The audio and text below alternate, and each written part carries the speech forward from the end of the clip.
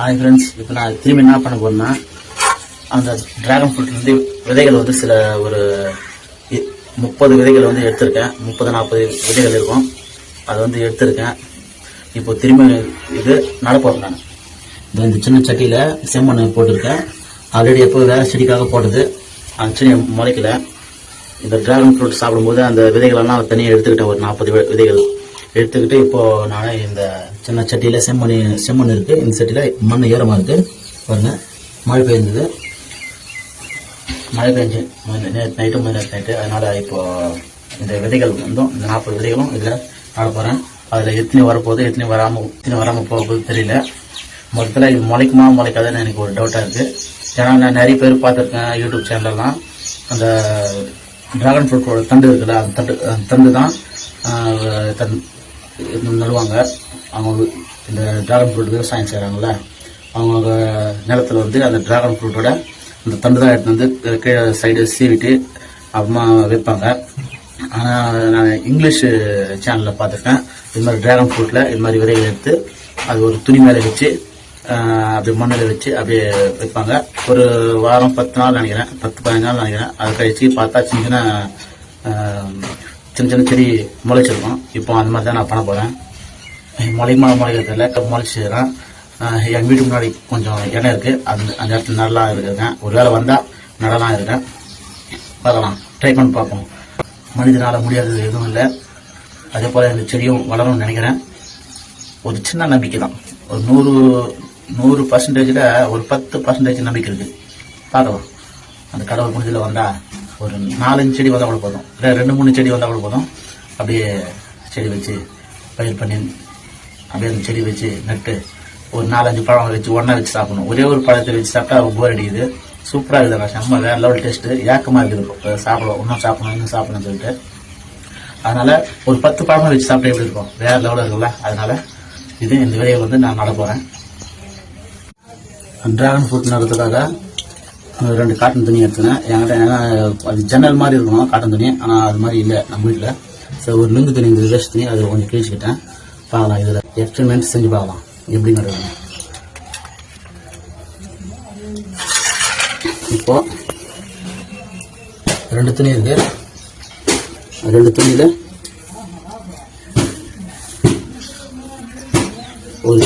ஒரு துணி நல்லா விரிச்சிக்கணும். முதல்ல இந்த காட்டன் துணியை நல்லா நினச்சிக்கலாம். தண்ணியில் நினச்சிக்கிட்டா தான் அந்த விதைன்றது அந்த ஈரத்தில் ஓட்டிக்கும். ஓகே, நல்லா நினச்சிக்கிட்டு நல்லா பிரிஞ்சுக்கணும். பிரிஞ்சுக்கிட்டு துணி நல்லா விரிச்சு போட்டணும்.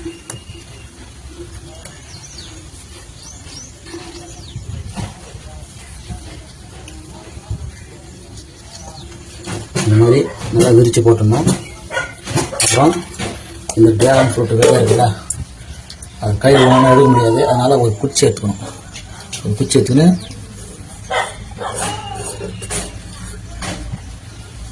அந்த விதை பார்த்தீங்களா, குச்சி எடுத்தால் அப்படின்னா அந்த விதை வந்து அந்த குச்சியில் வந்து ஒட்டிக்கும். அப்போது அந்த துணி மேலே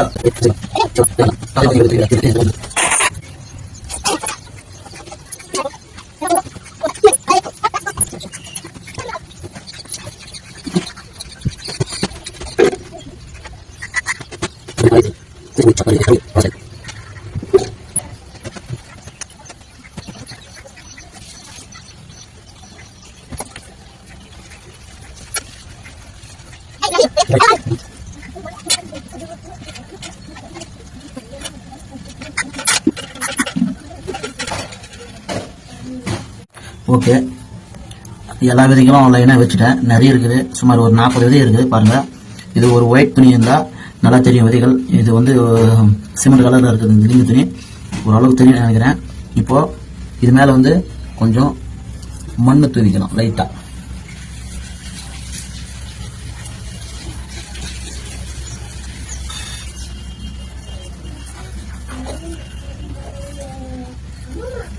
மண் தூவிக்கலாம்.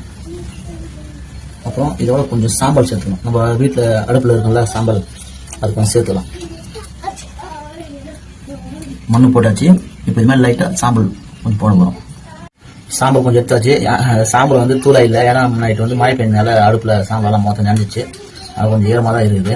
அந்த ஈர சாம்பலே எடுத்து போடலாம், பரவாயில்ல, ஒன்றும் நல்லாயிருக்கும். சும்மா லைட்டாக போடலாம், அதிகமாக போட தேவையில்ல, லைட்டாக போதும். ஏன்னா சாம்பல் சத்து இருந்தால் எந்த செடியும் கொஞ்சம் நல்லா வளரும். எங்கள் அப்பா எந்த செடி நட்டாலும் கொஞ்சம் சாம்பல் போடுவாங்க, அதனால் நான் ட்ரை பண்ணி பார்க்குறேன். போதும். இப்போ இதை வந்து அப்படியே ரெண்டாக மடிச்சுக்கணும்.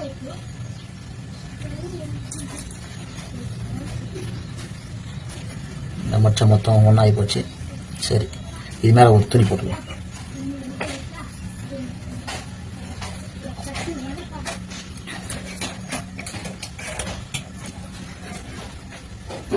ஓகே, துணி போட்டு மூடியாச்சு. இப்போ அது மேலே கொஞ்சம் மண்ணை போட்டுக்கலாம். சட்டி கொஞ்சம் தண்ணி இருக்கணும், அந்த டபால் பிடிச்சோம்.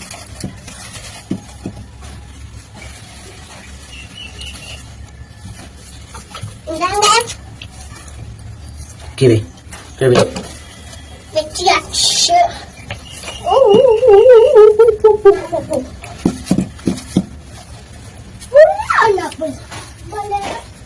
சட்டிங்களா? எப்படி செல்லுமா இருக்கு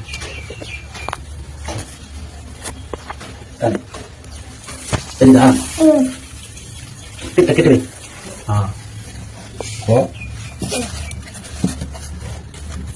இது அப்படியே அழுக்கா தூக்கி இதை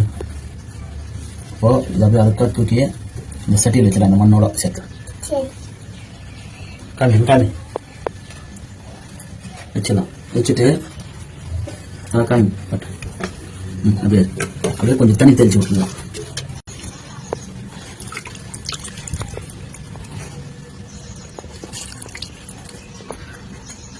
ஓகே, இப்போ நல்லா ஈரமாயிடுச்சு.